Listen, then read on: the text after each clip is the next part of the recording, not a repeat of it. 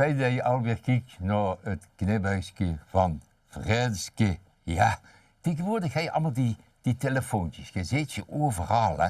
En dan zit je ook een telmachientje zit je op. De weegt erover geen tellen meer te leren. Zo ging het ook met het alfabet. Ja, welke letters komen achtereen? Ze weten het niet.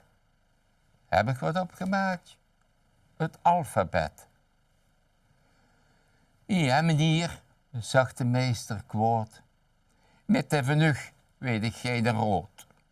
Hij doet niks als ooit betten en de klas op stijl te zetten.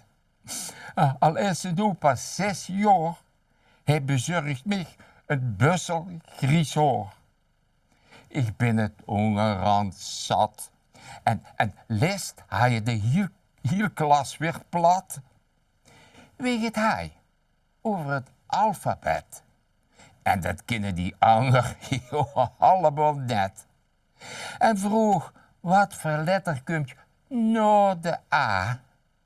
Dat is toch zeker geen algebra? Toen zag hij en mijn gemoed schoot vol. Hé, meester, volgens mij komen ze dan allemaal?